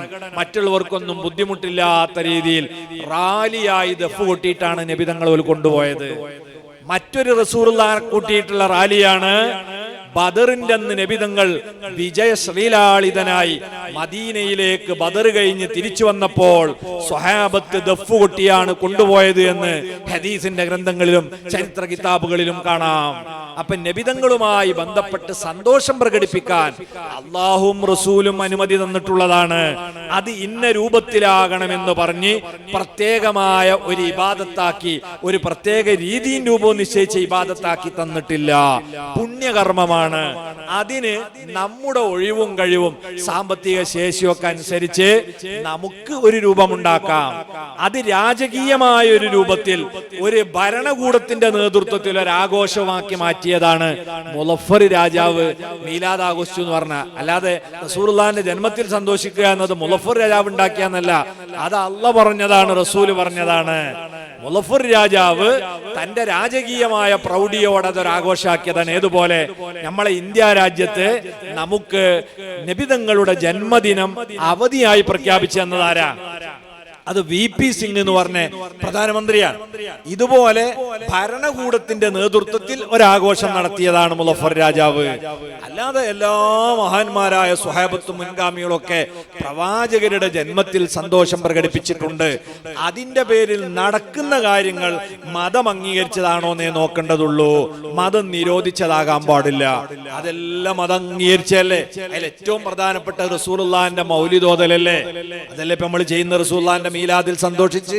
അത് ഖുർആൻ എടുത്തു നോക്കിയാൽ മുഴുവനും അമ്പിയാക്കളെ മദ്ഹാൻ. നോക്ക് നിങ്ങൾ, സൂറത്ത് ഇബ്രാഹിം, സൂറത്ത് യൂനുസ്, സൂറത്ത് യൂസുഫ്, സൂറത്ത് നൂഹ്, സൂറത്ത് മുഹമ്മദ്, എത്ര പ്രവാചകന്മാരെ പേരിലാണ് അല്ലാഹു ഖുർആനിൽ സൂറത്ത് അവതരിപ്പിച്ചത്. ഔലിയാക്കളെ പേരിലല്ലേ? സൂറത്തുൽ കഹ്ഫ്, സൂറത്ത് മറിയം, സൂറത്ത് ലുഖ്മാൻ, ഇതൊക്കെ ഔലിയാക്കളെ അനുസ്മരണമാണ്. അപ്പൊ അമ്പിയാക്കളെയും ഔലിയാക്കളെയും മദ്ഹ് പറയണമെന്നതിന് ഇതിനേക്കാൾ വലിയ തെളിവെന്താ വേണ്ടത്? ഇനി നമ്മൾ പറഞ്ഞതുപോലെ പള്ളിയിൽ ഇങ്ങനെ ഇരുന്ന് പറയണമെന്നാണോ? അതും നബി സല്ലല്ലാഹു അലൈഹി വസല്ലം യഥേഷ്ടം പറഞ്ഞിട്ടുണ്ട്. സ്വഹീഹുൽ ബുഖാരിയിൽ ഇമാം ബുഖാരി റഹിമഹുല്ലാഹ് റിപ്പോർട്ട് ചെയ്ത ഹദീസ് ആയിഷ ബീവി റളിയല്ലാഹു അൻഹ പറയുന്നത് കാണാം. കാനൻ നബിയ്യു സല്ലല്ലാഹു അലൈഹി വസല്ലമ യലഉ ലി ഹസ്സാന മിംബറൻ ഫിൽ മസ്ജിദി. അല്ലാഹുവിന്റെ റസൂൽ ഹസ്സാൻ ഇബ്നു സാബിത്ത് തങ്ങൾക്ക് മദീനത്തെ പള്ളിയിൽ ഒരു സ്റ്റേജ് തന്നെ ഒരുക്കി കൊടുത്തിരുന്നു. യഖൂമു അലൈഹി ദായിമൻ യുഫാഖിറു അൻ റസൂലില്ലാഹി സ്വല്ലല്ലാഹു അലൈഹി വസല്ലം. എന്നും ഹസ്സാൻ ഇബ്നു സാബിത്ത് തങ്ങൾ മുത്തുനബിയെ മദ്ഹ് പറഞ്ഞ് ആ സ്റ്റേജിൽ പാട്ടുപാടുന്നു, ബൈത്ത് ചൊല്ലുന്നു, മദ്ഹ് ചൊല്ലുന്നു. നബി തങ്ങൾ എന്താ ചെയ്തത്? വയഖൂലുർ റസൂൽ, മുത്തുനബി ദുആ ചെയ്തു കൊടുക്കും. ഇന്നല്ലാഹ യുഅയ്യിദു ഹസ്സാന ബിറൂഹിൽ ഖുദുസ്. അല്ലാഹു ഹസ്സാൻ ഇബ്നു സാബിത്തിനെ വിശുദ്ധാത്മാവാകുന്ന ജിബ്രീൽ മുഖേന ശക്തിപ്പെടുത്തട്ടെ എന്ന് മുത്തുനബി ദുആ ചെയ്തു കൊടുക്കുകയാണ്. അപ്പൊ അള്ളാഹിന്റെ റസൂല് അംഗീകരിച്ചതാണ് അവിടുത്തെ പേരിൽ മൗലിദ് ഓതൽ. പിന്നെ മരണപ്പെട്ടു പോയ ആളുകളുടെ അനുസ്മരണത്തിന്റെ ഭാഗമായി നമ്മൾ നടത്താറുള്ളത് അവരെ പേരിൽ അന്നദാനം നടത്തലല്ലേ? അത് റസൂലുള്ളാഹി ആയിഷ ഖദീജ റളിയല്ലാഹു അൻഹ വഫാത്തായിട്ട് ഇടക്കിടക്ക് ചെയ്തതല്ലേ? അപ്പം ദീനിന് സേവനം ചെയ്ത മഹാന്മാരെ അനുസ്മരിക്കുകയും ആദരിക്കുകയും ഒക്കെ ചെയ്യുന്നതിൽ മതം അംഗീകരിച്ചതാണ് അവരുടെ പേരിൽ ഭക്ഷണം വിതരണം നടത്തുക, അവരെ മൗലിദ് ഓതുക, അതിന്റെ പേരിൽ മതം അംഗീകരിച്ച വിധത്തിലുള്ള സന്തോഷം പ്രകടിപ്പിക്കുക. അത് ഓരോരുത്തരുടെയും ഒഴിവും കഴിവൊക്കെ അനുസരിച്ച്, സാമ്പത്തിക ഭദ്രതക്കനുസരിച്ച് വിപുലമായോ ചെറിയ രൂപത്തിലോ ഒക്കെ ആവാ. നിസ്കാരം പോലെ ഇന്നതുകൊണ്ട് തുടങ്ങി ഇന്നതുകൊണ്ട് അവസാനിപ്പിക്കുക എന്ന് പറഞ്ഞ ഒരു പ്രത്യേക രൂപം അതിനില്ല എന്നാണ്. അത് പ്രത്യേക പുണ്യകർമ്മമല്ല എന്ന് പറഞ്ഞാൽ അർത്ഥം. എന്നാൽ പൊതുവിൽ പ്രോത്സാഹിപ്പിക്കപ്പെട്ട പുണ്യകർമ്മങ്ങളാണ്. ഇങ്ങനെയാണ് ഇസ്ലാമിന്റെ എല്ലാ കാര്യങ്ങളിലും നമുക്ക് കാണാൻ പറ്റും.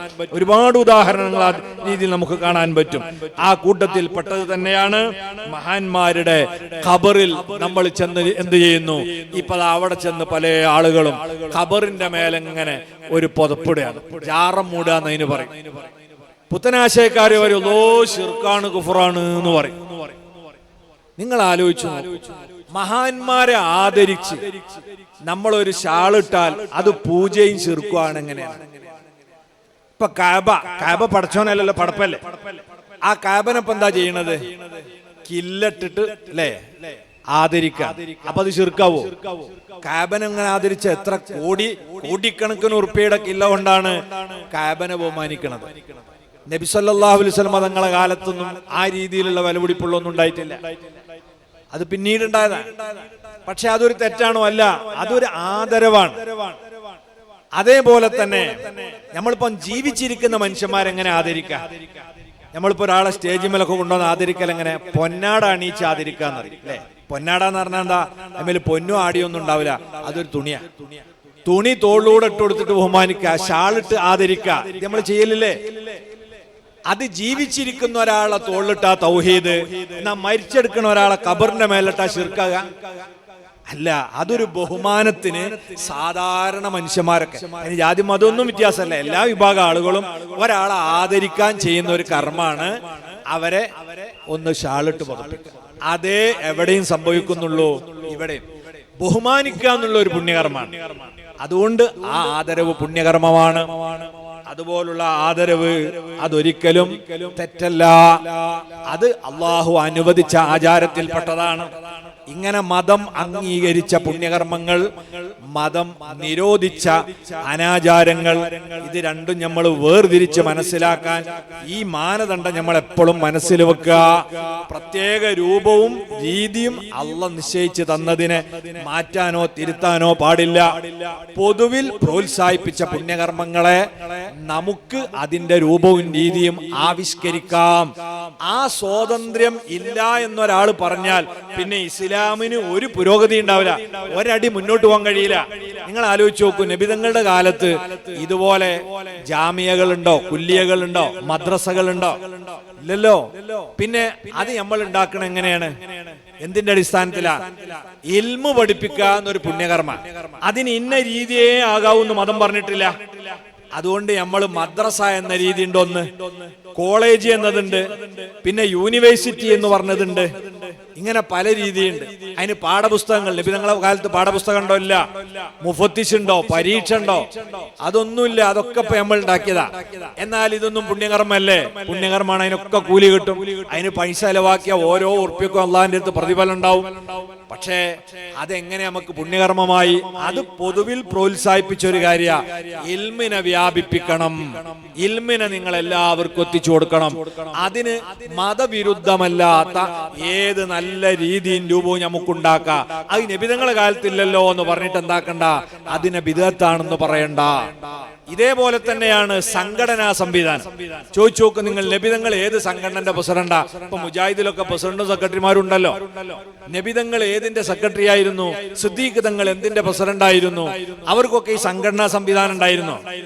അതപ്പം തെറ്റല്ലേ? സംഘടന ഉണ്ടാക്കൽ, അതിന്റെ പേരിൽ സമ്മേളനം നടത്തൽ, അതിന് കോടിക്കണക്കിന് ഉറുപ്പ്യ ചെലവാക്കൽ, അത് പുണ്യകർമ്മം അല്ലെങ്കിൽ പിന്നെന്താവണം? തെറ്റായ കർമ്മാവണ്ടേ? അപ്പൊ അതിന് കുറ്റം കിട്ടണ്ടേ? അങ്ങനെ വിശ്വാസം ഉണ്ടോ? അതിന് അള്ളാഹിന്റെ അടുത്ത് കൂലി കിട്ടൂലേ? കൂലി കിട്ടും. അതിന്റെ മാനദണ്ഡം എന്താ? ദീനിന്റെ ദഅവത്ത് നിങ്ങൾ നടത്തണം. ഉദു ഇലാ സബീലി റബ്ബിക ബിൽ ഹിക്മത്തി വൽ മൗഇളത്തിൽ ഹസന. ഹിക്മത്തോടുകൂടെ തന്ത്രപരമായി നിങ്ങൾ ദീനിന്റെ പ്രബോധനം നടത്തണം. ആ പ്രബോധനം നടത്താനുള്ള സംവിധാനത്തിന്റെ ഭാഗമാണ് സംഘടനാ സംവിധാനം. അത് നബി തങ്ങളുടെ കാലത്തില്ലെങ്കിലും നമുക്ക് ഉണ്ടാക്കണേന് വിരോധമില്ല. അത് പുണ്യകർമ്മം തന്നെയാണ്. സംഘടനാ പ്രവർത്തനം അള്ളാഹിന്റെ അടുത്ത് കൂലിയിട്ടണ ഇബാദത്താണ്. പക്ഷെ അത് പ്രത്യേകമായ രൂപവും രീതിയും നിശ്ചയിച്ച ഇബാദത്തല്ല. പൊതുവിൽ പ്രോത്സാഹിപ്പിക്കപ്പെട്ട ഒരു പുണ്യകർമ്മത്തിന് നമ്മളൊരു രീതിയും രൂപവും ആവിഷ്കരിച്ചതാണ്. അപ്പൊ അത് തെറ്റാണെന്ന് പറഞ്ഞാൽ പിന്നെ ഈ മതത്തെ നമുക്ക് എങ്ങനെ മുന്നോട്ട് കൊണ്ടുപോകാൻ പറ്റും? അപ്പൊ അതാണ് ബിദ്അത്തുകാർക്ക് പറ്റിയ ഏറ്റവും വലിയ അപകടം. അവര് പുണ്യകർമ്മങ്ങളെ മനസ്സിലാക്കുന്നിടത്ത് ബിദ്അത്തിനെ മനസ്സിലാക്കുന്നവർക്ക് അടിസ്ഥാനപരമായ പിഴവ് സംഭവിച്ചു. അങ്ങനെ പുണ്യകർമ്മങ്ങളായ കാര്യങ്ങളൊക്കെ കയറി ബിദ്അത്താണ്, അനാചാരാണ് എന്ന് പറഞ്ഞ് ഇങ്ങനെ കുഴപ്പമുണ്ടാക്കുന്നു. അതേ സമയത്ത് പല പുണ്യകർമ്മമായി മതം പ്രത്യേകം വെച്ചതിനൊക്കെ മാറ്റിയിട്ട് അവര് പുതിയ രീതി ആവിഷ്കരിച്ച് ബിദ്അത്ത് പ്രചരിപ്പിക്കുന്നു. എന്നാൽ ആദിയായ നാട്ടുനടപ്പിലുള്ള കുറെ അനാചാരങ്ങളുണ്ട്. ആ അനാചാരങ്ങൾ ചിലപ്പോൾ ഇബാദത്തിലും കടന്നുകൂടും, ചില സ്ഥലത്ത് പുണ്യകർമ്മങ്ങളിലേക്ക് കടന്നുകൂടും. അതിന് ആരാണ് ഉത്തരവാദി എന്ന് വെച്ചാൽ അത് ചെയ്യുന്നവരാ ഉത്തരവാദി. നമ്മളൊരു ഇസ്ലാമിക ഭരണമുള്ള നാട്ടിലൊന്നല്ലല്ലോ ജീവിക്കുന്നത്. നമുക്ക് പറയാനല്ലാതെ ആരെയും തടയാനും കൈകാര്യം ചെയ്യാനൊന്നും അധികാരമുള്ള നാടല്ലല്ലോ നമ്മളെ നാട്. നമ്മൾ പറയുകയാണ്. ചില ആളുകളൊക്കെ മഖബറകളിൽ ചെന്ന് നമുക്ക് കാണാം, ചിലരവിടെ പോയി സുജൂദ് ചെയ്യും. അത് അറിവില്ലാത്തത് കൊണ്ട് സംഭവിക്കുകയാണ്. മഹാനവരുടെ ബർക്കത്തുണ്ട്, അല്ലാഹു നമുക്ക് ഇസ്സത്ത് നൽകുമാറാകട്ടെ. മഹാനവറുകളുടെ ഒക്കെ മക്കാമിൽ നമ്മൾ ചെന്നാൽ ചില ആളുകൾ കാണാം അവിടെ ഇങ്ങനെ കിടന്ന് ആദരിക്കുന്നു. അത് കാണുമ്പോൾ നമ്മൾ കരുതുക അതൊക്കെ മുസ്ലിങ്ങളാണെന്ന്. അല്ല, എല്ലാവരും ഒന്നും മുസ്ലിങ്ങളല്ല. അമുസ്ലിം സുഹൃത്തുക്കളുടെ ഒരാചാരമുണ്ട്. അവർ കാല് വന്നിക്കുക എന്ന് പറയും. നമ്മുടെ നാട്ടിലൊക്കെ പുതിയാപ്പിള ഇറങ്ങണ സമയത്ത് അവരച്ഛന്റെ കാല് വന്നിക്കൽ എങ്ങനെ? കാലിന്റെ അടുത്ത് ഇങ്ങനെ പോയി വീണ് കിടക്കല. അതേപോലെ മക്കാമിലെ ഉമ്മരപ്പടിന്റെ അടുത്ത് ഇങ്ങനെ കിടക്കും. ഇത് കണ്ടിട്ട് ചില മദ്രസ് പോകാത്ത മുസ്ലിങ്ങൾ എന്ത് ചെയ്യും? അവര് മക്കാമ് വെച്ച് കടക്കൽ വരികയല്ലോ, ഓല് പോയി സുജൂദ് ചെയ്യും. അങ്ങനെയാണ്. അപ്പൊ തൊപ്പിട്ടിട്ടുണ്ടാവും. അത് ചിലപ്പോൾ മുസ്ലിം ആയിക്കോളുന്നില്ല. അത് അവിടെ കാജാർ ആ പോരിനെ വെക്കുന്ന എല്ലാവരും ഒരു തൊപ്പി വാങ്ങിയിട്ട് വരും. അങ്ങനെയാണല്ലോ ഓരോ സ്ഥലത്തും ആ വേഷം ധരിച്ചു പോകാന്നുള്ള രീതി പലയിടത്തും ഉണ്ട്. അതൊക്കെ മുസ്ലിങ്ങൾ തന്നെ ആയിക്കോളൊന്നൊന്നുമില്ല. അപ്പൊ ഇങ്ങനെ അറിവില്ലാത്ത ആളുകൾ ചെയ്യുന്ന കാര്യം പലതുണ്ട്. ഇപ്പൊ കല്യാണത്തിന്റെ ആചാരത്തിന് സുന്നി അസുന്നി എന്ന വ്യത്യാസം ഉണ്ടോ? അവിടെ പലരും പല ദുരാചാരം ചെയ്യുന്നില്ലേ? കല്യാണത്തിന്റെ തലേന്നൊക്കെ ഓരോ വീട്ടിൽ ചെന്ന് നോക്കിയാൽ മതം അംഗീകരിക്കാത്ത തന്നെ എത്രയോ ആചാരങ്ങൾ അവിടെ കടന്നുകൂടുകയാണ്. അതിൽ ദുർവ്യയങ്ങളുണ്ട്, ഹറാമായ കാര്യങ്ങളുണ്ട്, കറാഹത്തായ കാര്യങ്ങളുണ്ട്, പലതുണ്ട്. ചിലതൊക്കെ ഹലാലായ സംഗതികളുണ്ട്. അപ്പം അങ്ങനെ വരുന്ന അനാചാരങ്ങളെ നമ്മൾ ശരിക്ക് ശ്രദ്ധിക്കണം. അത് അതിന്റെ ബർക്കത്തിനെ ചോർത്തിക്കളയും. ഇപ്പം നമ്മളൊരു മക്കാമിൽ നടക്കുന്ന പുണ്യകർമ്മങ്ങൾ, ആ പുണ്യകർമ്മങ്ങളിലൂടെ നമ്മളെ മഹാന്മാരുടെ പൊരുത്തവും അവരുടെ നാളെ പരലോകത്തെ ശഫായത്തും ഇതൊക്കെ നമുക്ക് ലഭിക്കുമെന്ന പ്രതീക്ഷയോടെ നമ്മൾ നടത്തുമ്പോൾ അതിലേക്ക് അനാചാരങ്ങൾ കടന്നുകൂടിയാൽ ആ ബർക്കത്ത് ചോർന്നു പോകും. അതിന്റെ പേരിൽ പിന്നെ എന്തൊക്കെ സംഭവിക്കും? അവർക്കിടയിൽ തന്നെ അനൈക്യങ്ങളും ഫിത്തനകളും ഒക്കെ ഉണ്ടാവും.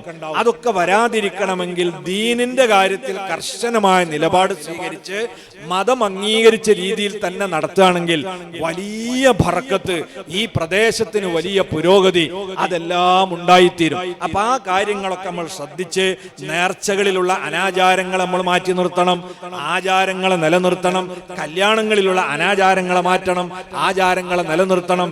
ഇങ്ങനെ തെറ്റുകളെ തെറ്റായി തിരിച്ചറിഞ്ഞ് തിരസ്കരിക്കുകയും നന്മകളെ നമ്മൾ പുനഃസ്ഥാപിക്കുകയും ചെയ്തുകൊണ്ട് പരിശുദ്ധമായ ഇസ്ലാമിന്റെ തനിമ നിലനിർത്തി നമ്മൾ മുന്നോട്ട് പോകണം. എല്ലാ ദുരാചാരങ്ങളിൽ നിന്നും നമ്മൾ മാറി നിൽക്കണം. അല്ലാഹുവിന്റെ ഹബീബ് ഗൗരവത്തോടെ പറഞ്ഞത് കാണാം.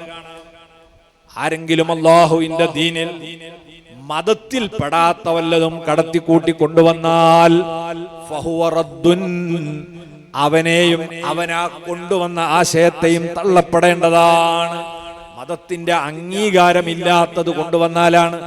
മതം അംഗീകരിച്ച കാര്യം പ്രയോഗവൽക്കരിക്കാൻ രൂപവും രീതിയും ആവിഷ്കരിക്കാൻ സ്വാതന്ത്ര്യം തന്നതാണെങ്കിൽ അത് നമുക്ക് ചെയ്യാവുന്നതാണ്. അങ്ങനെ ചെയ്ത കാര്യങ്ങളുടെ ഉദാഹരണങ്ങളെയാണ് ഞാൻ അവസാനം പറഞ്ഞത്. അപ്പൊ ആ രീതിയിൽ അള്ളാഹുവിന്റെ ദീനിന്റെ നല്ല ആചാരങ്ങളെ നിലനിർത്തി തെറ്റായ ദുരാചാരങ്ങളെ നമ്മൾ മാറ്റി അള്ളാഹുവിന്റെ ദീനിനെ അതിന്റെ തനിമയോടെ നിലനിർത്തണം. അർഹമുർ റഹീമീനായ റബ്ബ് നമുക്കതിന് തൗഫീഖ് നൽകുമാറാകട്ടെ. അൽഹംദുലില്ലാഹി റബ്ബിൽ ആലമീൻ. അല്ലാഹുമ്മ സ്വല്ലി അലാ സയ്യിദിനാ മുഹമ്മദിൻ വഅലാ ആലി സയ്യിദിനാ മുഹമ്മദ്. അർഹമുർ റഹീമീനായ അൽ മലിക്കുൽ ജബ്ബാറായ റബ്ബേ, സാദാത്യങ്ങളുടെ ആലിമീങ്ങളുടെ ചെറിയ മക്കളുടെ പ്രായം ചെന്നവരുടെ ഒരുപാട് തഹജ്ജുദ് നിസ്കരിക്കുന്ന സഹോദരിമാരുടെ സാന്നിധ്യമുള്ള വലിയ മജ്ലിസാണ്. ഈ മജ്ലിസിനെ നീ സ്വീകരിക്കണേ റഹ്മാനെ.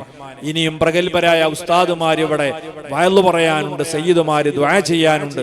ഈ മജ്ലിസിനെ നീ കബൂലാക്കണേ റഹ്മാനെ.